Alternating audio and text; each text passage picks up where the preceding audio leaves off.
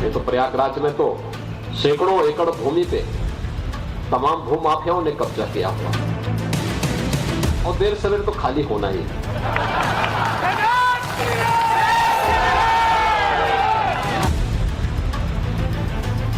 संवैधानिक पोस्ट पर रहकर इस तरह की वाहियात बात वो करते हैं। और उत्तर प्रदेश में 95% वक्फ प्रॉपर्टीज जो है वक्फ बाय यूजर है।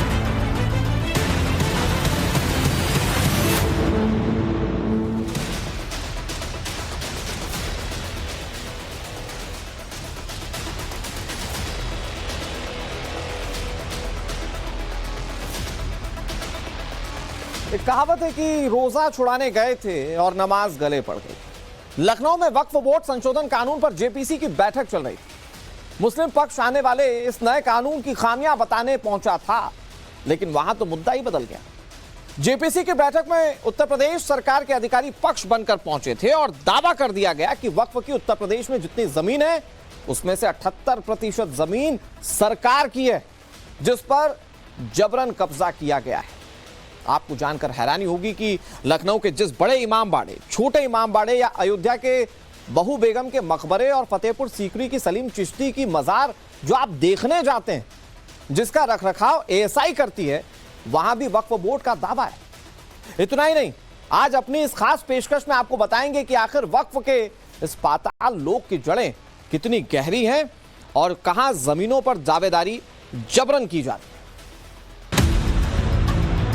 ये तो प्रयागराज में तो सैकड़ों एकड़ भूमि पे तमाम भूमाफियाओं ने कब्जा किया हुआ और देर सवेर तो खाली होना ही।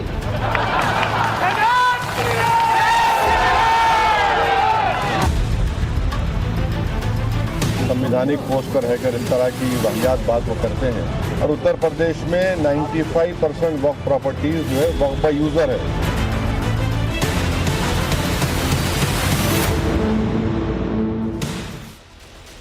वक्फ बोर्ड संशोधन कानून को लेकर हो रही जेपीसी की बैठक में उत्तर प्रदेश सरकार ने बड़ा दावा किया है। उत्तर प्रदेश सरकार का दावा है कि 11,700 हेक्टेयर जमीन सरकारी है, जिस पर वक्फ बोर्ड का कब्जा है। उत्तर प्रदेश में अलग अलग वक्फ बोर्ड के पास 14,000 हेक्टेयर जमीन है, लेकिन सरकार के मुताबिक इसमें से 78% जमीन सरकारी है, जिस पर कब्जा जबरन किया गया। मैं एक बार फिर से आपको बताता हूं, उत्तर प्रदेश वक्फ बोर्ड के पास 14,000 हेक्टेयर जमीन है और सरकार जो दावा कर रही है इसमें से 78% जमीन सरकारी है, जिस पर कब्जा जबरन किया गया है। लखनऊ में जेपीसी की बैठक वक्फ बोर्ड संशोधन कानून पर मुस्लिमों की राय और सुझाव लेने के लिए हो रही थी और इसी में उत्तर प्रदेश सरकार के अधिकारियों ने यह रिपोर्ट पेश कर दी। रिपोर्ट में यहां तक कहा गया कि लखनऊ का छोटा इमाम बाड़ा, बड़ा इमाम बाड़ा, बेगम हजरत महल पार्क, इन जैसी जमीनें भी उत्तर प्रदेश सरकार की ही हैं।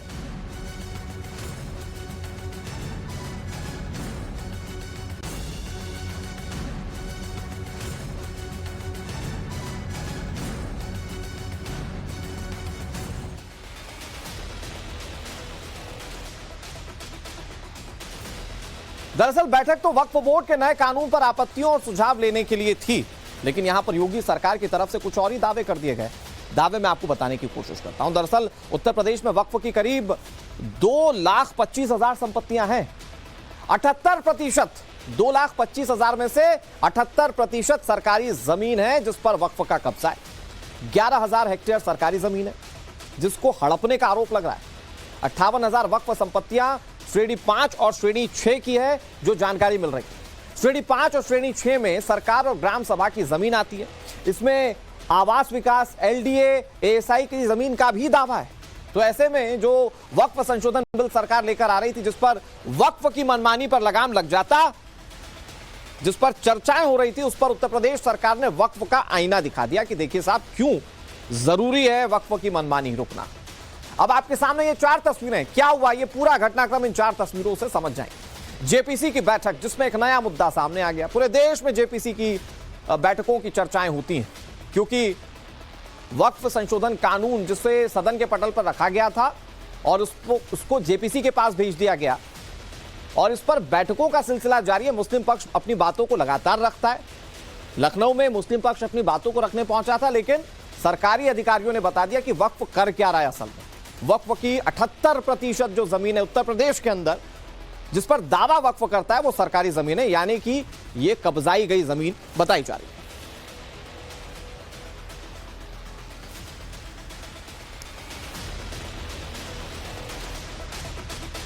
और इस बैठक में खुलासे के बाद सवाल ये उठता है कि उत्तर प्रदेश में ऐसी कौन सी संपत्तियां हैं या फिर एसआई की संपत्तियां हैं जो पुराने ऐतिहासिक धरोहर हैं जिन पर वक्फ बोर्ड अपना कब्जा या दावेदारी जताता है।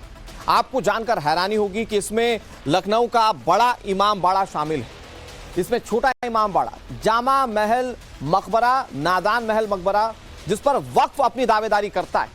इसके अलावा फतेहपुर सीकरी की जो एएसआई के तहत फतेहपुर सीकरी जो आता है एएसआई के तहत, यहां पर सलीम चिश्ती का मकबरा, वाराणसी की धरहरा मस्जिद और जौनपुर की शाही अटाला मस्जिद के अलावा अयोध्या का फेमस बहू बेगम मकबरा भी वक्फ जिस पर दावेदारी करता है, इस पर दावा किया जा रहा है कि यह सरकारी संपत्ति है।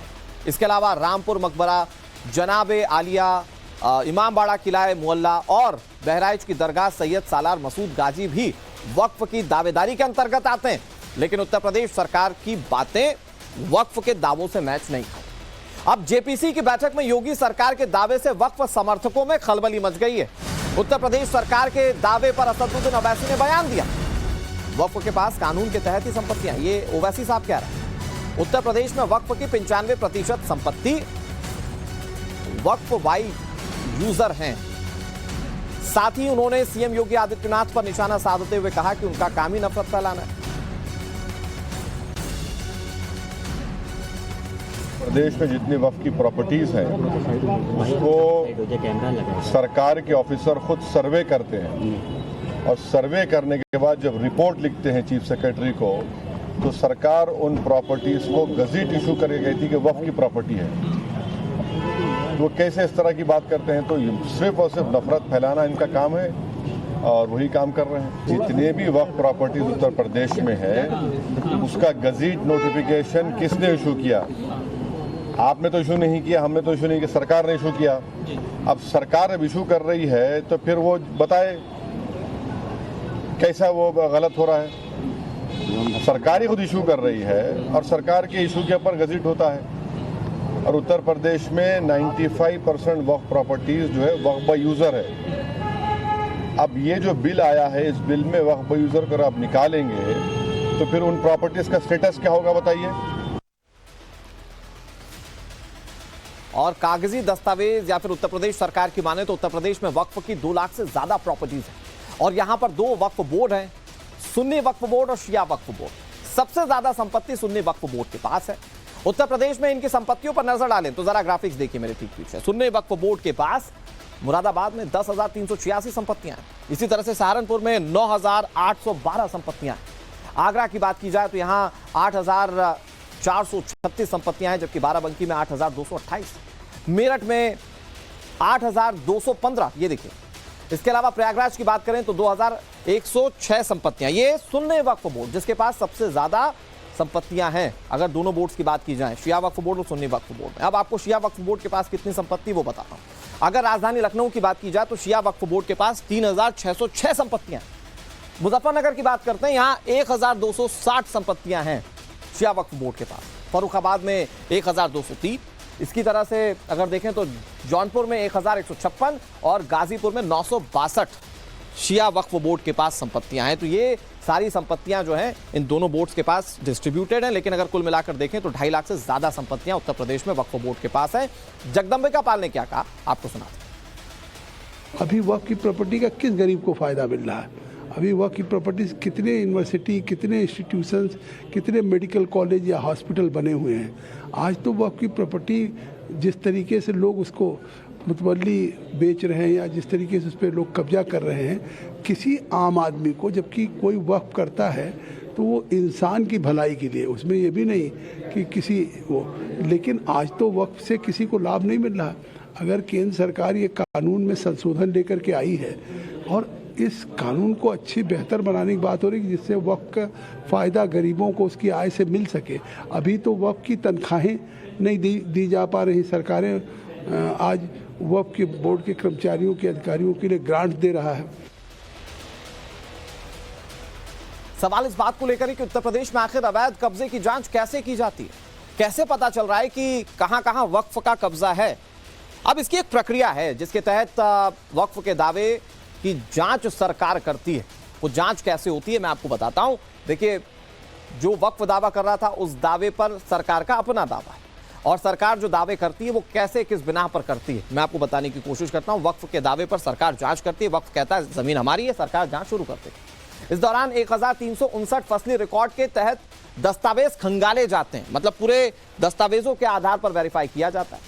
1359 फसली में सभी जमीन सरकारी और तालाब दर्जे की होती हैं। इसके बाद दावों का मिलान 1952 के राजस्व रिकॉर्ड से किया जाता है, और फिर वक्फ बोर्ड के दावों की जांच की जाती है। ऐसे पता चलता है जमीन वक्फ की है या नहीं है। साथ ही उस शख्स की जांच की जाती है जिसने संपत्ति वक्फ को दी है, या जो दावा कर रहा है कि संपत्ति वक्फ की है। इसी तरह से जांच के दायरे में सच्चर रिपोर्ट में आई 60 संपत्तियों की भी जांच की जाती है जो वक्फ की पाई गई थी, लेकिन बाद में ये 60 संपत्तियां भी सरकारी जमीन निकली थी।